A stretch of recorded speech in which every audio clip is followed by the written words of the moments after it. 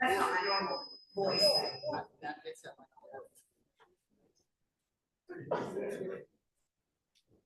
Sorry, man. I'm having to hand out.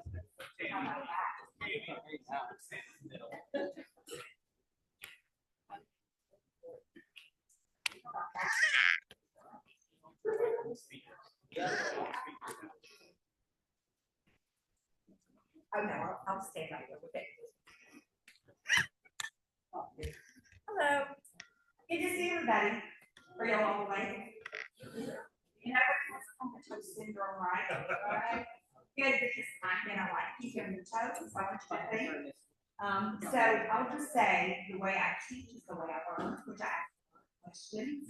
Because I think for me, if you're giving me a concept, then if I can't apply that concept in my little brain as to how it relates to people and what I do, I'm probably not going to remember it, and I'm most likely not going to utilize it. So if that's different for you, and if it's annoying to you, just put your hand up and say, hey, let's analogies and let's move on. But if I understand what you're asking me to do, then I'm really much more likely to see the value in what you're talking to me about. So everybody on board for that? Yes. All right, perfect. So interaction is great. There's no bad question except the one that you don't ask. So if you have questions, please. I would much prefer for this to be in an interactive discussion than to just stand up here and talk to you, because I think that's really important. So today our topic is just that patient journey, bridging the barriers that we see. I'm just going to ask you up front, how many of you really think that the process for going through the sleep pathway for patients is excellent? How many of you think it sucks? Amen, I'm with you. So today we want to talk about some ways that maybe we can help to do some of the intervention on our part. And I think it's really about, we have to remember, when you go into a restaurant or a hotel, what makes you want to come back? Service, the way it feels when you walk in, right? The attitude of the person at the front desk or the reception, the whatever that little greeter lady is that takes you to your table, right? All of that is important. And we have to remember that even though we are in medicine, we're still a bit of a service industry. You've got a patient that comes in, and what do they come in? Are they already scared and they don't know why they're there? They're exactly. Or they're coming to pick up this device and they say, well, I don't know why I'm going to pick this thing up. They don't even understand the purpose behind it. Then they're putting on pajamas and they're sleeping in front of you if you're coming into a lab, and they're going to fart on you, they're going to burp on you, you know, they don't know what they do in their sleep. It's intimidating to them. So we really have to think about that real world of how we make them feel, because it's a journey for them. It's not one night, it's a journey, it's their lifetime. And it doesn't matter if they're getting a mandibular advancement device, if they're getting positional therapy, if they're getting insomnia treatment, if they're getting an implantable, if they're getting a CPAP. It doesn't matter. The whole impact about it is long-term patient adherence on whatever therapy that they're going on. Because if we don't change a thing about their lifestyle.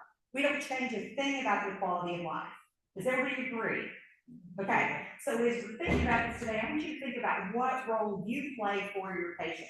How do you interact with them? Are you in that robot mode? Hey, I'm here. Let's put this stuff on you. Come on, now it's time for bed. Are you that person that really engages with them?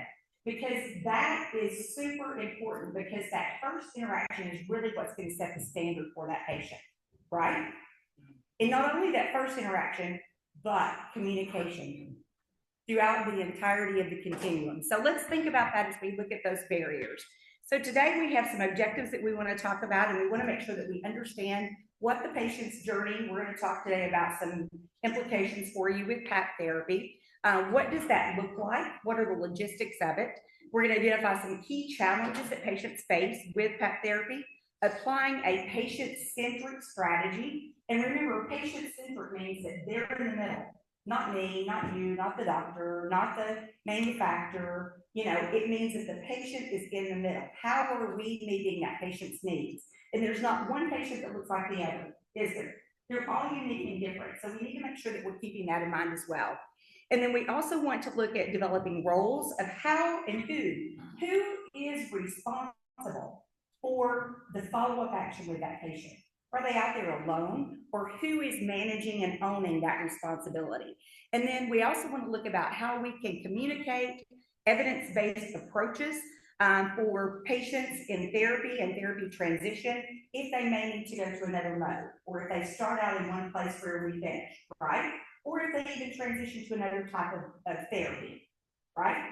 Everybody with me? Does that sound like a good journey today? Perfect.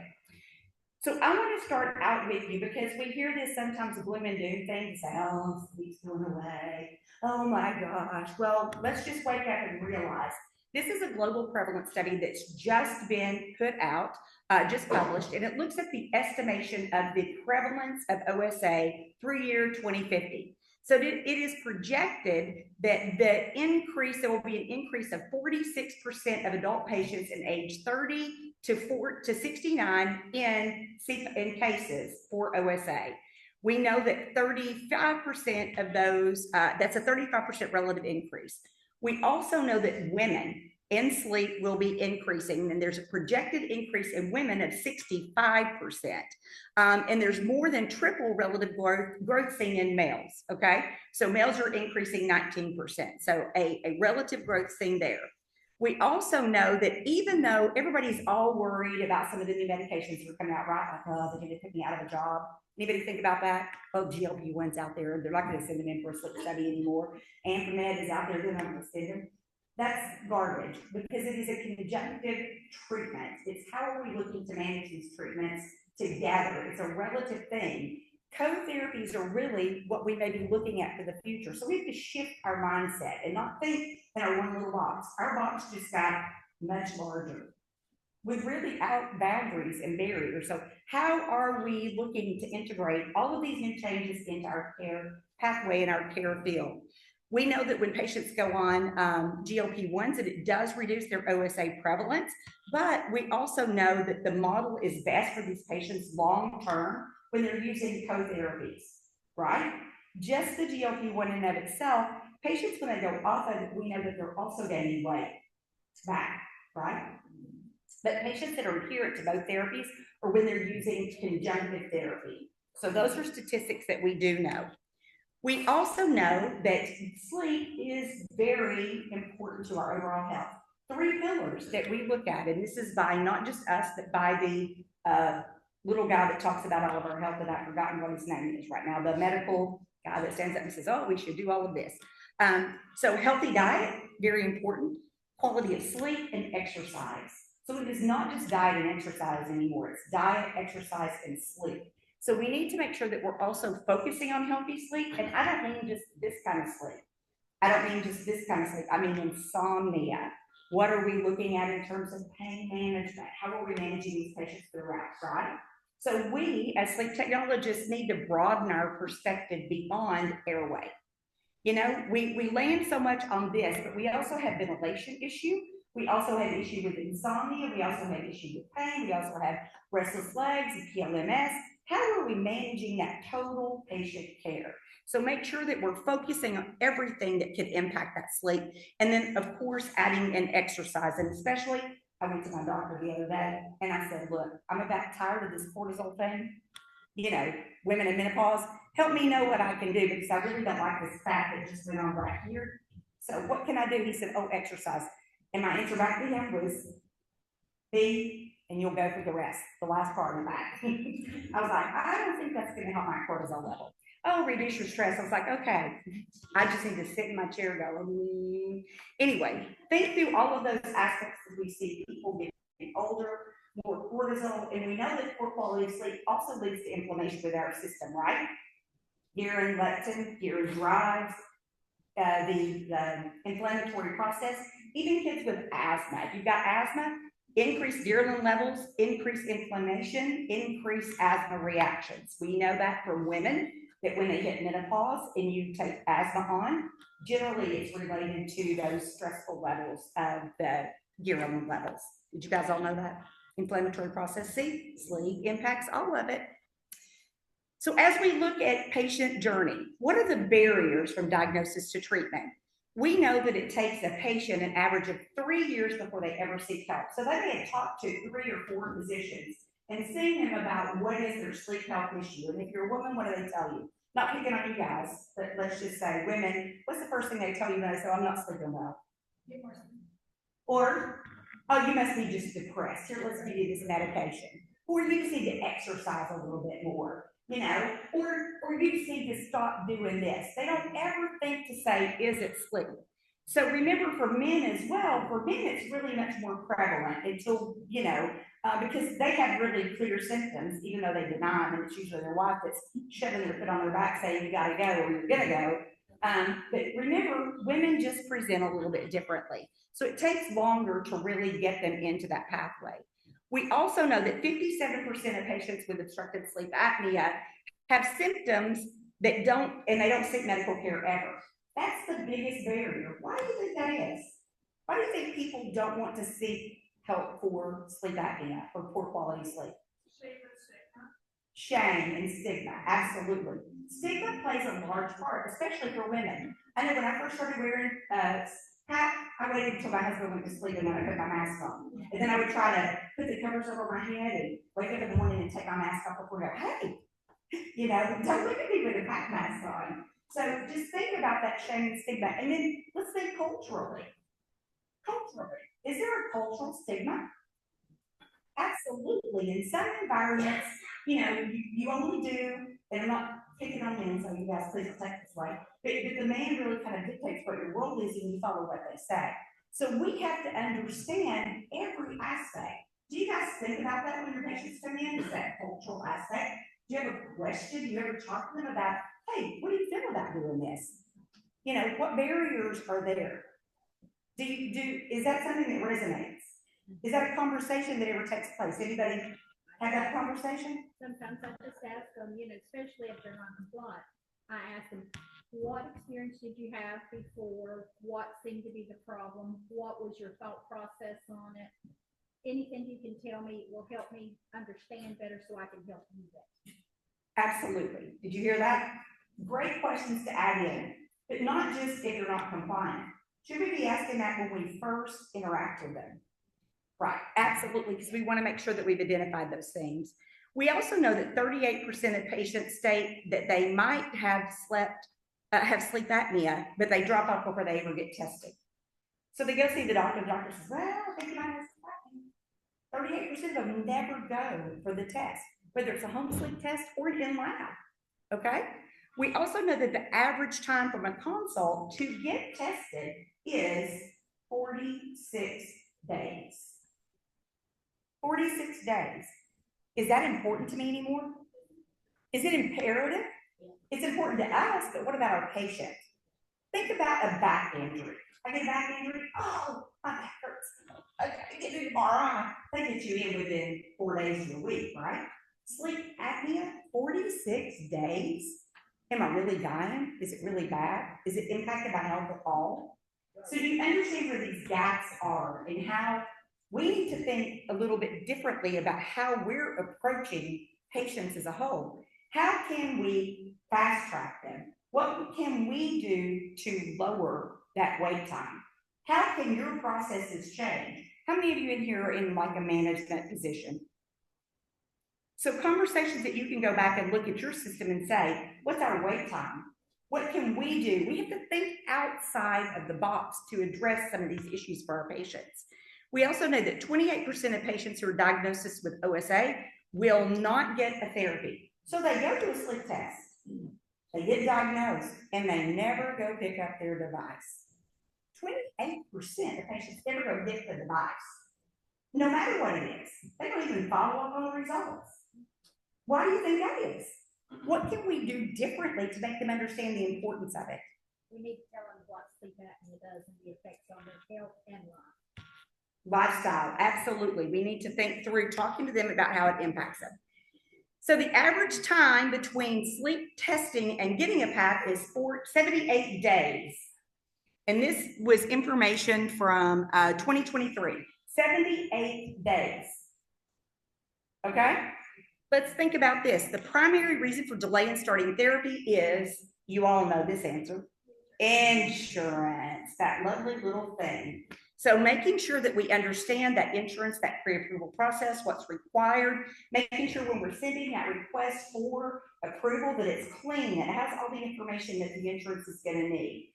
Go through, find out from all of your payers, what do you require? Get one little form that's got everything that they need and add into it a medical statement of necessity. So they can't push back and say, oh, well, we need a medical statement of necessity now. Go ahead and have your doctor draft as part of their protocol a medical statement of necessity. So when you send the order and you send the paperwork that documents it, that you already have that medical statement of necessity. Because the game that insurance plays, and I learned this from my time of working with NCO, is this. NCO is a managed care organization. Is that they're going to put paper in front of you and they're going to deny for anything that they can deny, as many times as they can deny it. Why? Because people won't fight it. They just give up and say, forget it, I'm just not going to do it. Right? So if we can put as many things in front of that barrier as soon as we can hopefully reduce that denial for therapy, regardless of what it is. Right? And then we also know that 11% of patients who get prescriptions to move forward with PAP don't set up their appointment. And we also know that patients don't receive treatment. Patients did not receive treatment for OSA in this pathway. There's all of those barriers when we look for that. So how can we remove the barriers? The journey's challenging and it's disjointed, but there are a few things that we can do to keep our patients on track. So that disjointedness, we need to map out our process. What does your process look like when they come from your sleep physician to you? How many of you have family practice that are sending referrals? How many of you are having family practice in your labs? So what's that process look like? Because family practice, sometimes there's even a longer way if you have to wait until that gets back, right? You need to map out your process, understand what it looks like, and educate your patient on what that process is going to look like. We also know that that sense of urgency, just like we talked about the back pain, if it takes 3 months to get through this pathway, how many people think it's urgent? And well, they said it puts me at risk for cardiovascular disease, but it took me 90 days to get there. Is it really that important? I mean, how would you feel? They get you a diagnosis of cancer, and what are they doing? They're fast tracking you, right? Getting you there depending upon what level it is to get you seen and evaluated. So we also need to be able to navigate the logistical challenges, meaning that we understand where that patient journey lives. How many of your patients have challenges for transportation? Can we offer them another method? Can we see them with a telehealth visit?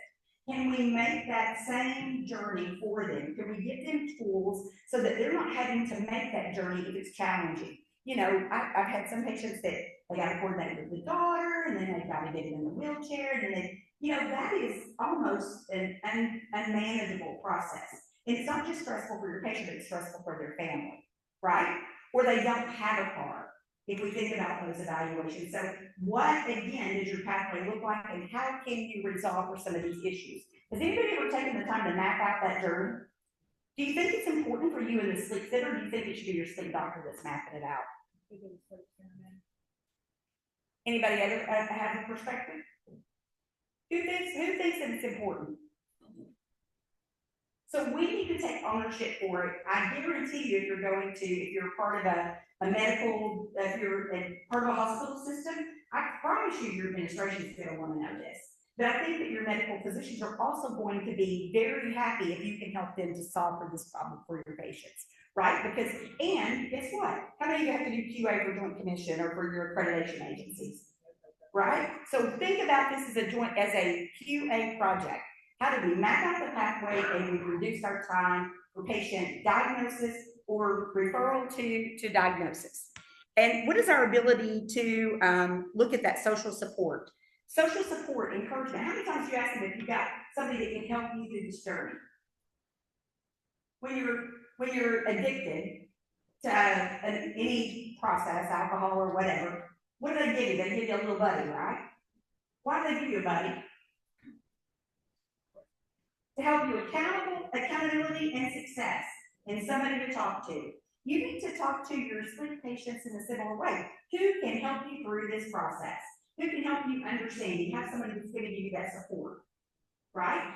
Does anybody do sleep support programs anymore? I got one hand in the back. Do you get a lot of attendance? Again, Pushing it on right. Anybody consider doing sleep support programs virtual? I mean, we all see that CPAP puts the little talk track that all the patients get on and they put all this commentary. People are often looking for that. So within your organization, can you maybe start something like that gives you a mentor when you're first starting? Hey, you can reach out to Sally. You've all got patients that come in that are super excited, do you not? Okay, would that patient be willing to be available to mentor someone who's struggling? Because it's not, I mean, so you know why they don't believe us? It's our job. They don't believe us. We don't have real world clinical experience. I mean, it's not real for us because it's our job. You know, that's how they look at it. Well, it's just your job. You know, so if you can get somebody that's on an equal par with them, that can help to mentor them, they're much more likely to be engaged. Would you agree? Anybody agree? So having that support system is really a good thing. So have we thought about being able to build out that support system? So now let's just think about reframing that problem. So therapy initiation, that PAP drop-off is default. Do you know how many percent, what percent of patients are still on their device at 5 years? Anybody want to throw a number out? Recent study. Anybody want to throw a number out? 5 years. 30%? 40? 60? 20? Who said 20? Ding, ding, ding, ding, ding, you're the winner. 20% of patients at 5 years are all that are still on that therapy. Now, let me ask you a question. We're all worried about GLP-1, but what should we be worried about?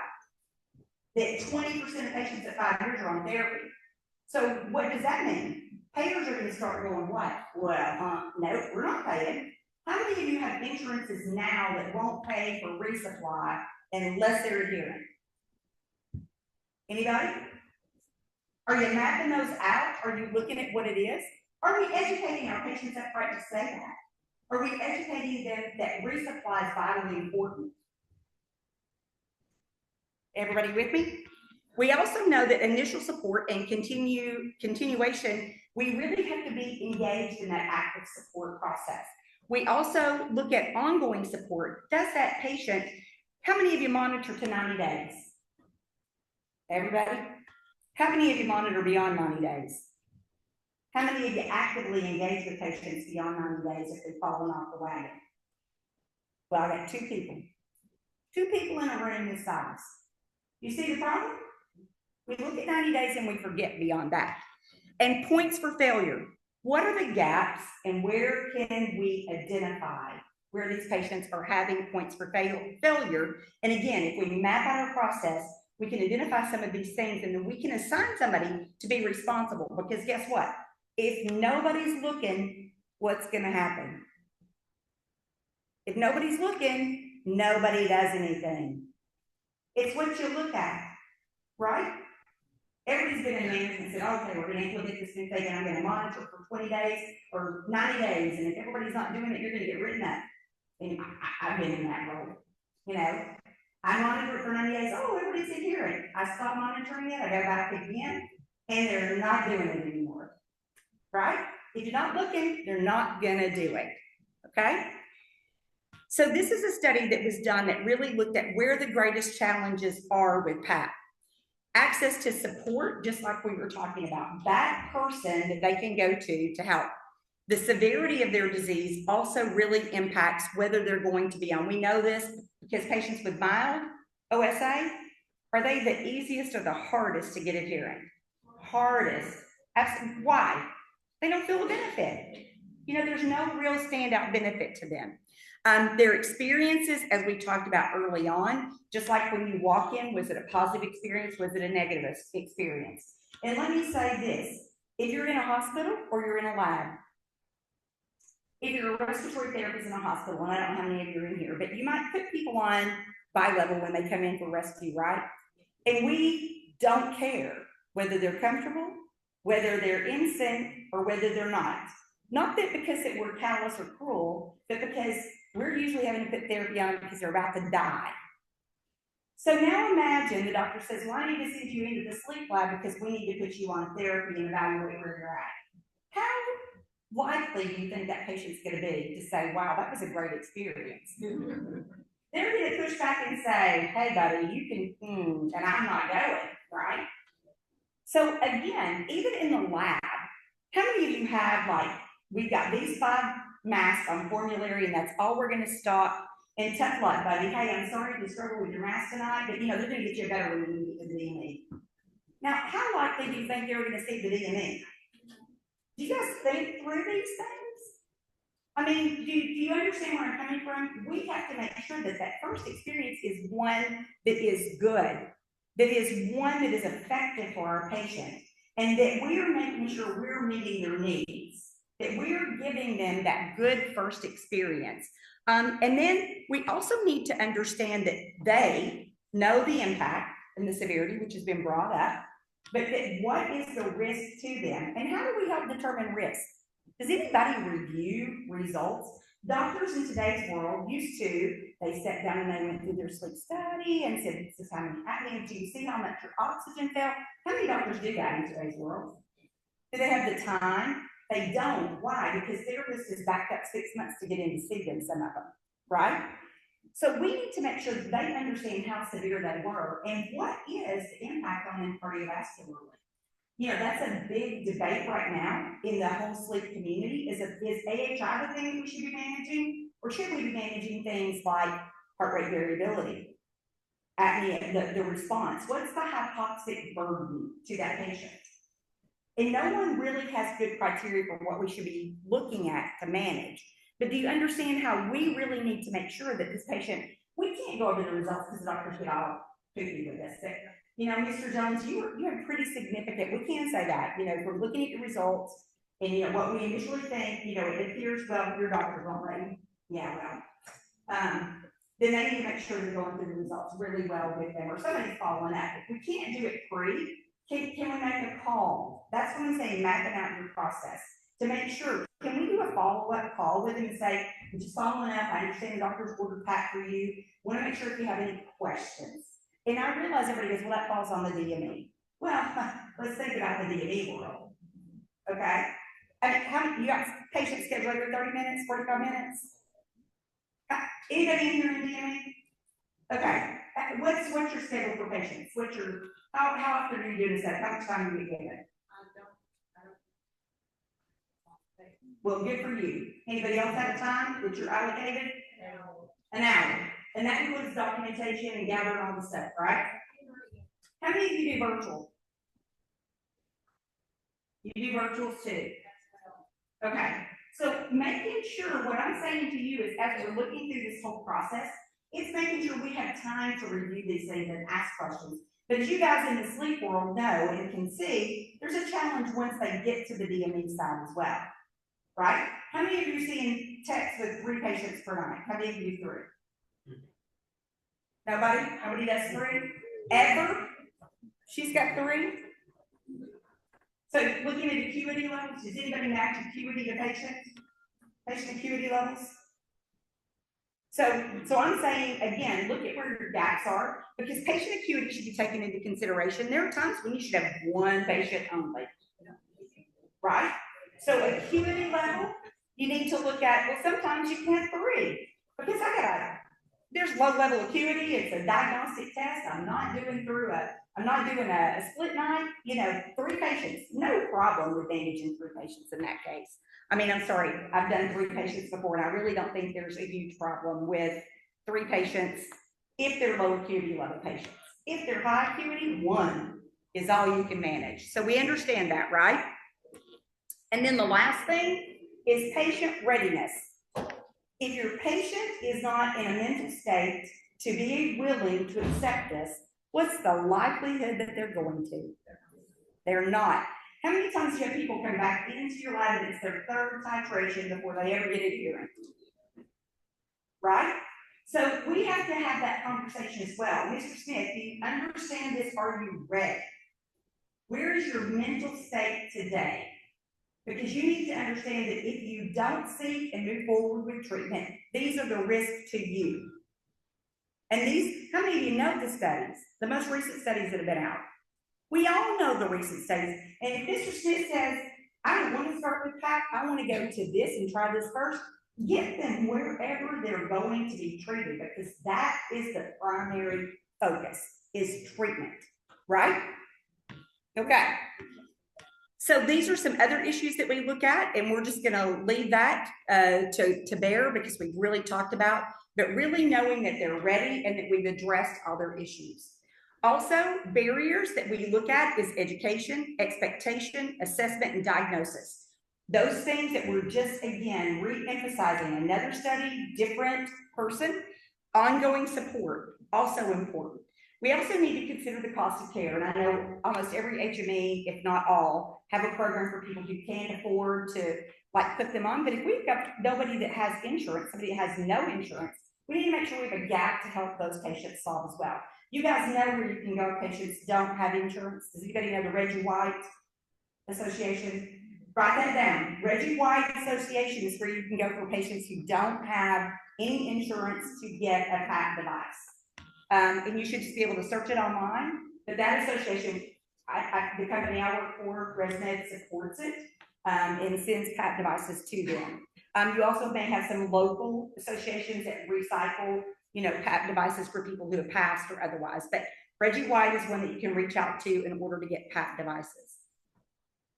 So all of these things that we've talked about, you want to know, does this make a difference? Does this impact for where our patients are at? This, again, is a recent study that's just been published last month that looks at, I believe it was last month. Yep, it was last month. That looks at confidence, motivation, the healthcare provider involvement, the greater odds of adherence and compliance for patients long-term. So patients that had good factors for all of these things, that healthcare provider involvement, and that doesn't mean just your doctor, that means every one of us in the room are healthcare providers, right? That when we really work with those patients, that confidence improved, so that 5.3% odds in usage of PAP at 360 days. 360 days is 3 years out, right? 300, no, that's 1 year out, sorry. Woo, I'm just thinking in terms of 30 days and months. And then at 90 days, it was a 2.9% improvement. Motivation, 1.9% improvement at 90 days. At 360 days at the end of the year, a 4% improvement in motivation. Healthcare involvement, 1.8% improvement at 360 days, 1.4 at 90. Snoring improvement, again, greater odds, 2%, 2.0 times greater, 1.6 for those patients at 360 days. So if we look at all of these things, it's really important that we are looking at how are we engaging those patients to improve their confidence, their motivation, their healthcare provider involvement. And again, I can't say to you, if you take one thing away well, there's several things I want you to take away, but I really hope that you'll go back and map out what your process looks like and have that conversation with your medical director, with whoever is engaging in what process comes to you. If you're an HME, go back and have that conversation of how do you get referrals, what's the barriers, and see if you can't collaboratively work with your sleep labs, with your referral sources to see what we can do to offset some of those pain points that patients are feeling. Does that sound reasonable to everyone in the room? Can I get a commitment from most of you in the room that you'll think about going back and mapping that process? Wonderful, great. So now let's put what we hope optimal looks like. Optimal looks like is really in today's world, are you guys familiar with the term phenotyping and endotyping? Anybody in the room? Oh, great, I got one hand in the back. So phenotyping really looks at, we know there's about 4 major phenotypic groups that we look at. There's our standard OSA patient. There's our patient that is more like airway. By airway, I don't mean like just the airway, but it's more about that they have concentric collapse as opposed to standard collapse of the airway, and that sometimes applying pressure can worsen their condition, right? So we have to be aware of those types of phenotyping. We also have what they call high loop gain, and these are patients that we see when we present and put pressure on too much, or we add, and we start to either get primary central sleep apnea or treatment-emergent central sleep apnea, right? So we need to look at high loop gain, and I'll just put high loop gain for you in a simple context. Think about the thermostat on your wall. Everybody's got a smart thermostat at home, right? So if I set it to heat at 68 and to cool at 70, what happens to my thermostat all day? I'm switching back and forth between hot and cold, hot and cold. That is what high loop gain is. These are patients that are really sensitive to CO2 changes. So when their CO2 rises and we treat it, with pressure, we lower it, and then they stop breathing. So CO2 starts to climb, they overbreathe, and this is where we really see that change of respiratory pattern, okay? Those are high loop gain patients. They're very sensitive to CO2 changes, okay? What patient groups might we see that in? Patients that are highly sensitive and COPD patients, neuromuscular patients, patients that have respiratory issues. But we're going to treat them differently, right? Because a patient with respiratory issues, they live at a CO2 level that's higher than normal for you and I. We place them on even CPAP and we lower below their threshold. So their daytime CO2 might range at 65. We put them on PAP and we lower it to 50. And the brain goes, oh man, I'm so happy. I'm not going to breathe until their CO2 rises, and then they overbreathe, underbreathe because I've lowered it, and we have an apnea. So you have to differentiate when you're treating, because that makes a difference about what therapy you're going to use. Does that make sense? So just make sure when you're evaluating that high loop gain that you know the underlying reason behind. If there is respiratory compromise, what should we use? Not ASV. Why? Because ASV learns a patient's target minute ventilation, so it's learning what they're breathing, and it targets to 90% of that. No matter who the manufacturer is right now, it targets at 90%. And it's targeting at 90% because they're overbreathers, right? So we're trying to keep their CO2 in a nice place. But if I can't support my ventilation and my CO2 is high already, and I target something that's already not an optimal level, right? So I should be breathing 5, and I'm breathing 4, and now I'm going to target 90% of that 4, which is going to be 3.6. I really just put that patient in an exacerbated state, right? Because their CO2 went where? Up or down? High. Exactly. So understand that's why ASV is not appropriate. So you want to use a volume targeted mode, right? A VAX mode.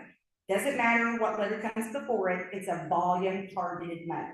Does that make sense with everybody? Okay. I will say, for sake of, Resmed is IVAX. There is also AVAX out there, and I think there is another volume targeted mode that somebody would have to plug into because I just don't know the name off the top of my head, so please forgive me. So we also, again, making sure that we're looking at phenotyping, education. I don't think we beat that horse to death. Education, education, education, right? What are we telling our patients? Reviewing those studies with them, looking at their arousal index. And if you're titrating through the night, is it important for you to know about arousals? If they don't have good sleep consolidation, they're not going to feel exactly, they're going to be tired. And if they're still tired, what are they going to do? Throw it in the corner. This thing is not helping me at all. So make sure we're going through that. And also making sure that we have an optimal mask. And again, education, education, education. Thirdly, education after they've gotten their devices. Making sure that we're giving them, again, good fit, good selection, and that we're monitoring. That we're remotely monitoring and that we're intervening early. In your pathway, if somebody's challenged at day 15, is anybody calling them, or are they waiting until day 9 when they're on the doctor's appointment schedule? Your doctor's seeing at 30, 60, 90? Good for you. Your doctor is not very terrible. I'm not saying that. I didn't mean that. Okay. I can tell you a lot of the sleep providers I talk to can't get them until they're doing good to get them at day 75. So at day 75, day 80, how much time do you have to give them adherence? You might as well say that patient failed if they're struggling. Is anybody looking at it and say they're struggling? We know with good predictability by day 3 if somebody's going to be adherent, right? Did you guys know that? A good predictability by day 3. By day 30, 90% accuracy they're going to be predictable. They're going to be adherent or not. So is anybody intervening? Does anybody have a process to look at and say day 15 they're not making it, they need to see the doctor? Somebody needs to follow up and call. 1. So 2. You guys see the problem?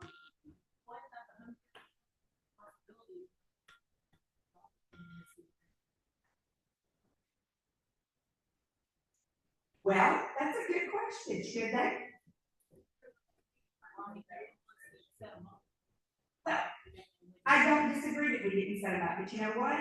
In our continuum, when you are when you're accredited, by either Joint Commission, by the ASM, or by HQR, right?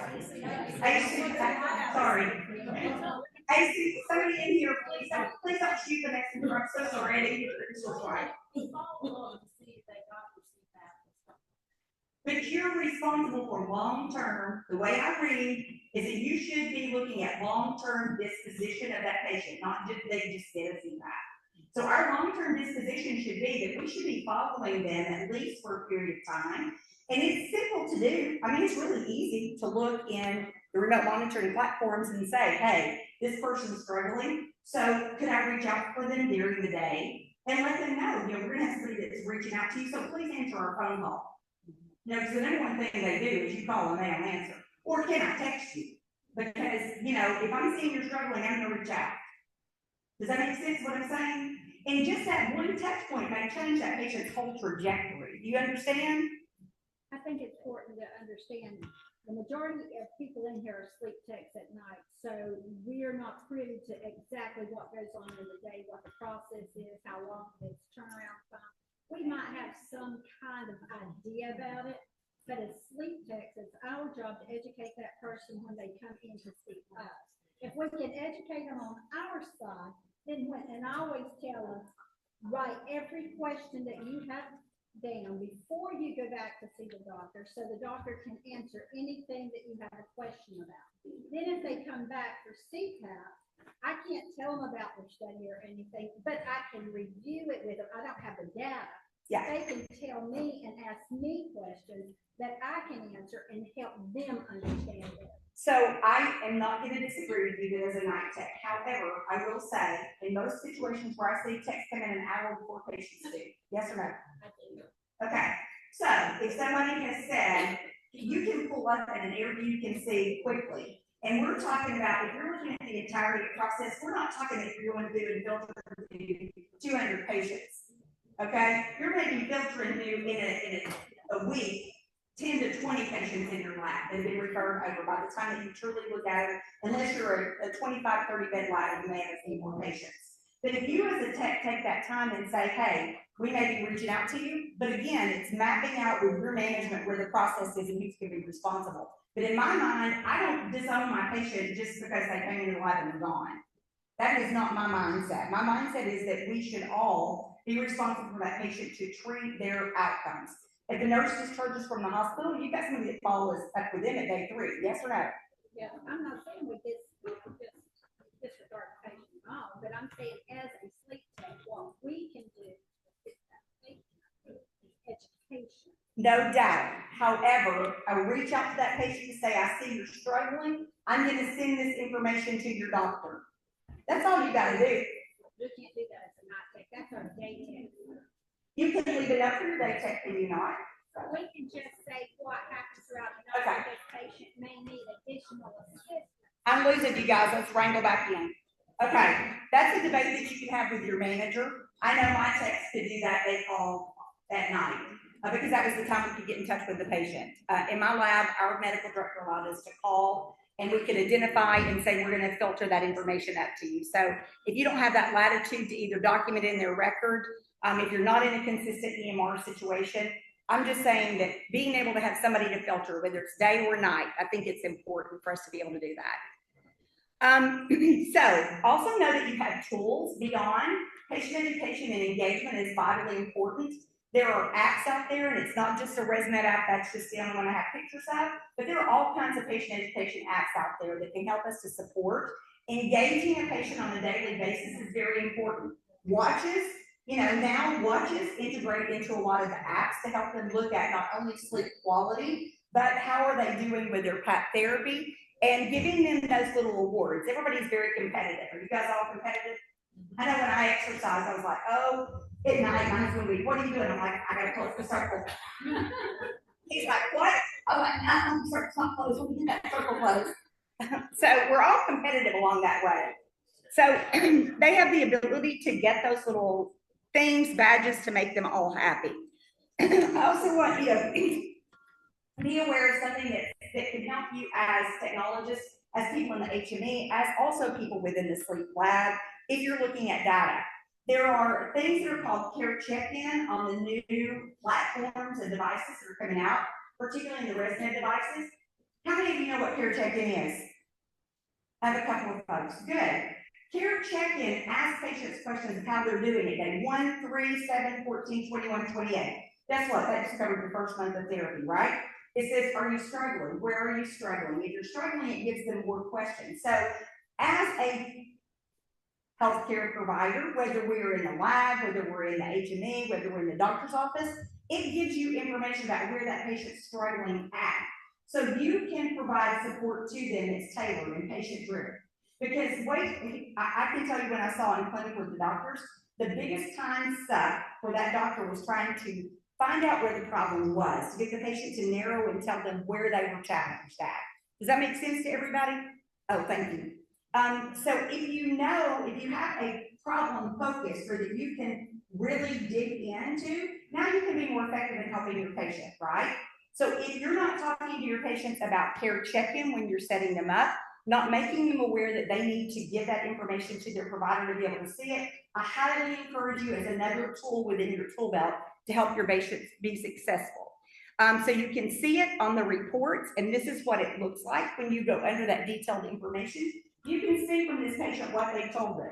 Are you sleeping? Is your sleepiness any better? Where are you struggling at? Is it your mask? Is it your tubing? Are you struggling to adjust? What's bothering you? It's your device. So if it's a device, we should be probably bringing them in, right? And see if we have on the right algorithm. Where are they at? What things can we change? Is there something that we can make more comfortable? Would you all agree? So having this information really helps you to dig into where that patient's living at. And that's something that's simple with patient engagement tools. Also understanding when you're looking at and downloading the report, what are the things that we want to look at? When I get pulled in to troubleshoot for patient problems, I want you to know that 85% of the time it's mask leak. Their AHI is elevated, and it's elevated, or their CAI is elevated, and it's elevated due to mask leak. So I want you to understand, I'm going to give you a little tidbit that's going to help you take away today. Mask leak is generally either mouth leak or mask leak itself. How do we know whether it's mask leak or mouth leak? Here's a little tidbit. When you look at your leak report here, and you see that my leak here. If I'm looking at my median and my 95th percent, if there is a large gradient between median and 95th percent, it is generally mask leak. Why? Because the mask leak until the patient wakes up and then fixes it. Mouth leak is this.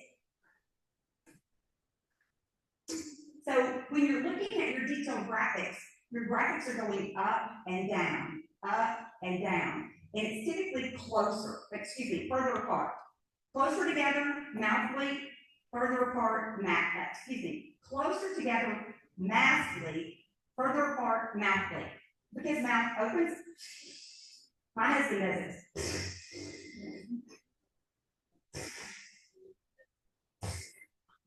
And guess what? When you've got a mouth leak, and it's up and down, hang on a second. When it's up and down with mouth leak, then it's a little bit more difficult to think if you're, let me see.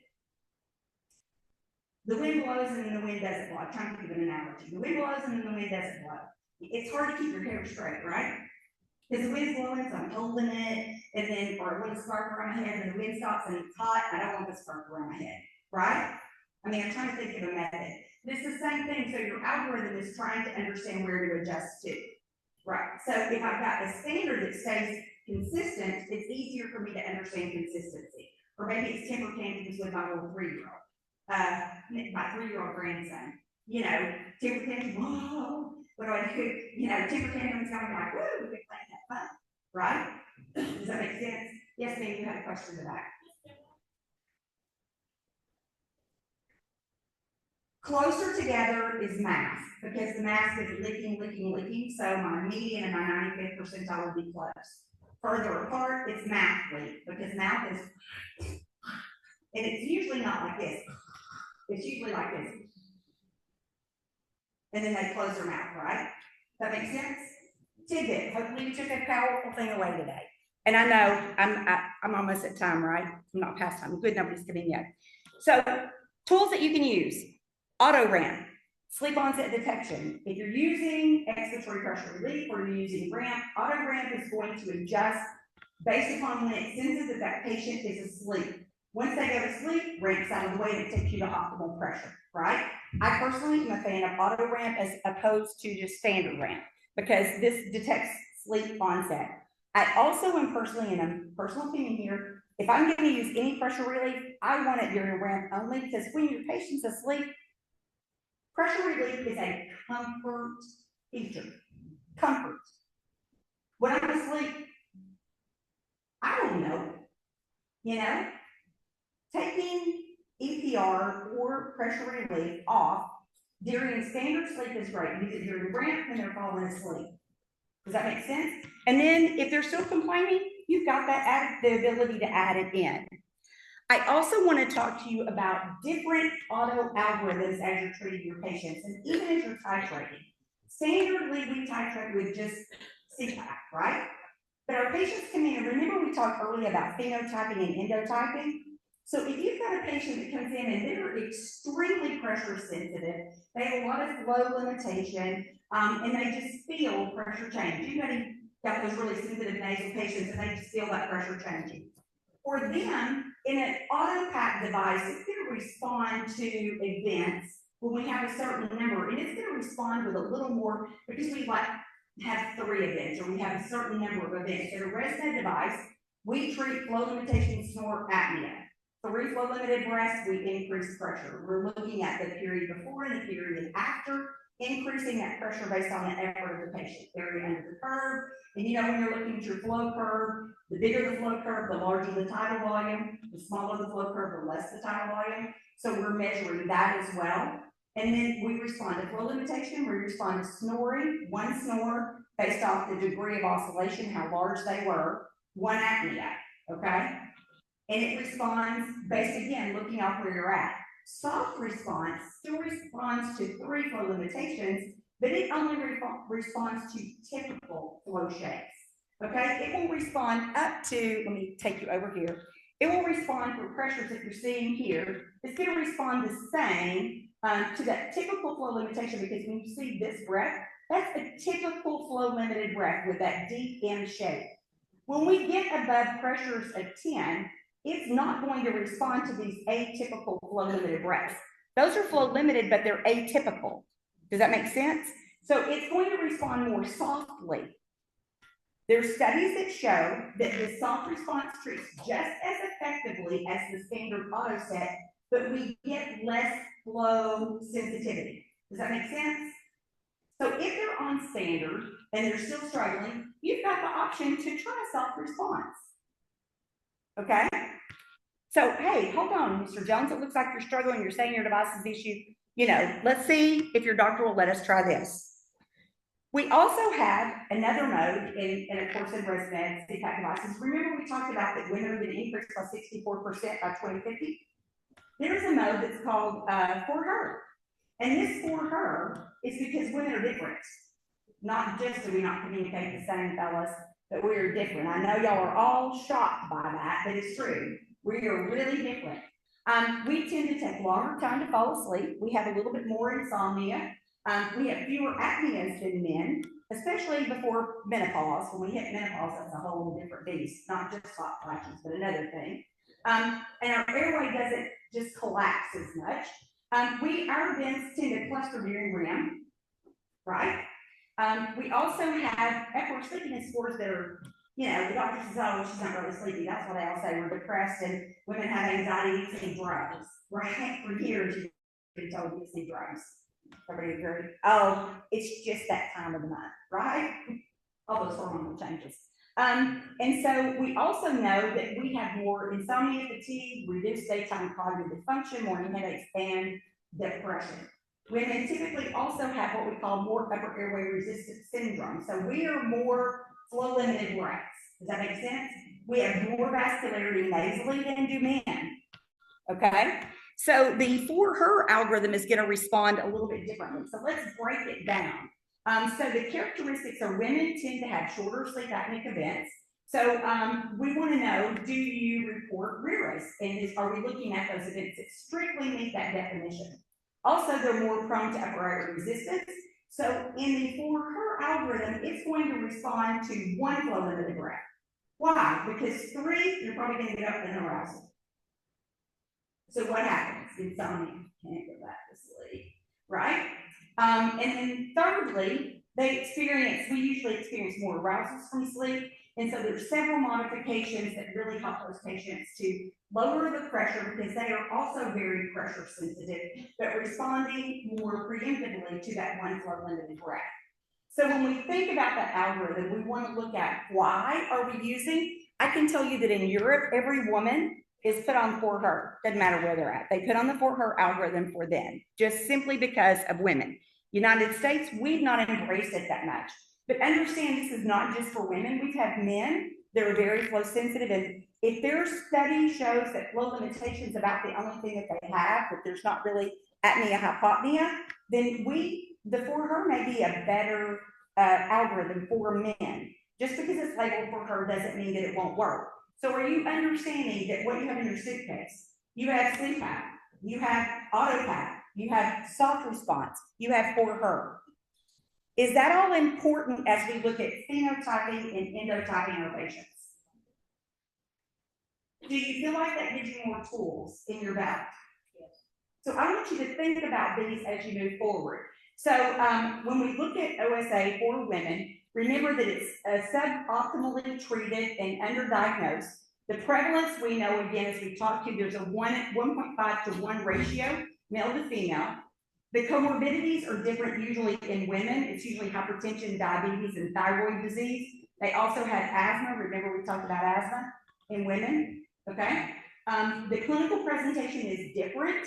And again, that disease presentation is different and quality of life. Poor quality of life usually is reported in women than in men, just because they always go, oh, she just has so many things on your plate. Well, how are we sleeping as well?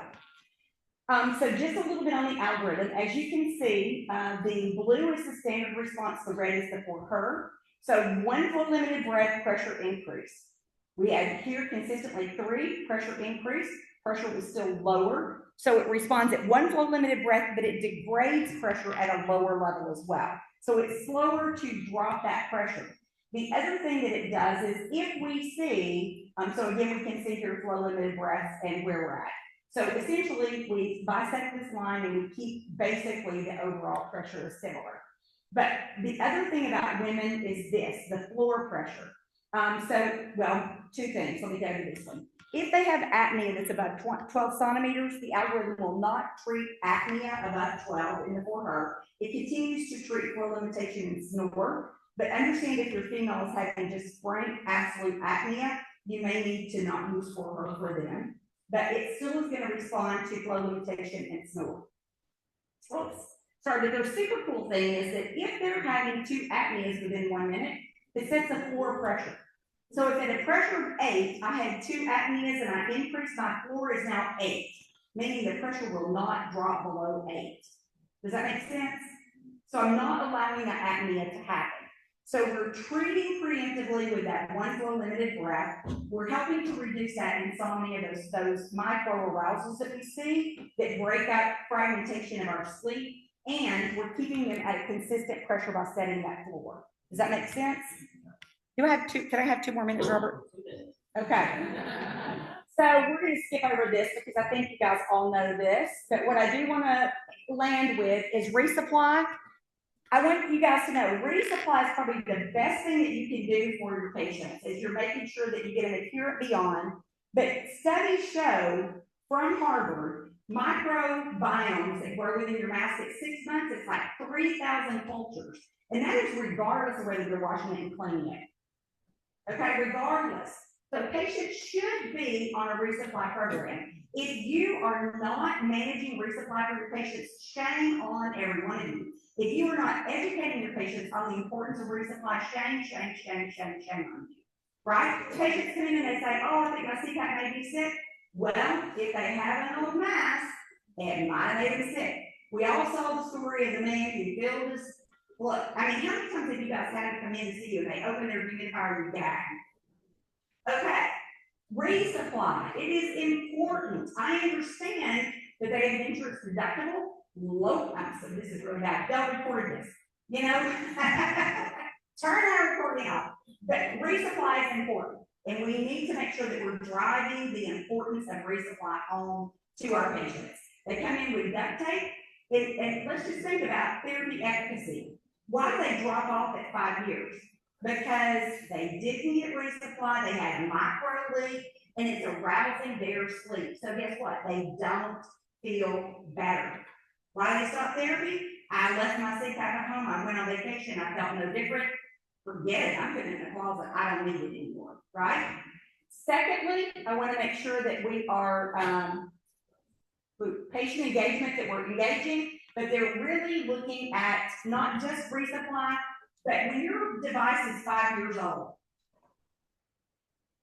5 years old, people say, they'll work till 12, right?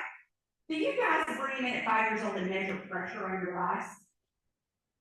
Real life case, we had a sleep lab call, and they went in and said, we're managing we're recalibrating, and we're like, our devices are reading 2 centimeters below what the pressure on the machine says. Guess what? Age of the machine. Does your car have the same get up and go at day 1 as it has at day 6 years old? Do you have the same get up and go in your car? Why do you think they sell high mileage oil? It's so your car works better. So remember that you need to have that conversation with your patients as well. Somebody put their hand up that they do measure tap pressure delivery, but just like your motor wears out in your car, it's going to wear out in your CPAP machine. So make sure you're having that conversation with your patients as well. And then hopefully resupply, that good program to get them to hear it and to understand it's going to make a difference for you in your patient management and delivery. I appreciate you guys all for your time. I hope that this was helpful.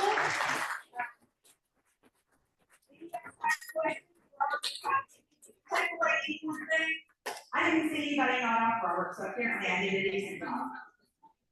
Great job.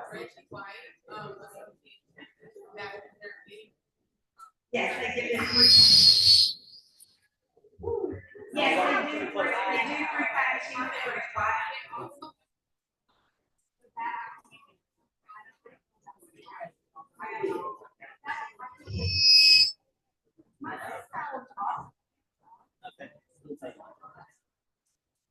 It's not me. Oh. Yeah, I don't know that.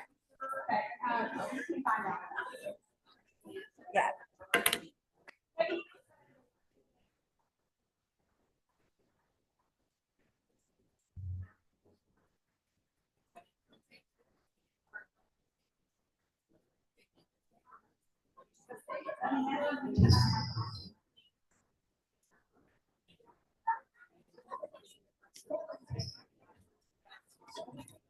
Thanks, everybody.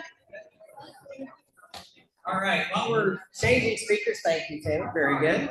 Fantastic job. While we're changing speakers, why don't everybody just stand up? Don't leave the room. Stand up and stretch for a second, and we'll get started with our next speaker in just a moment.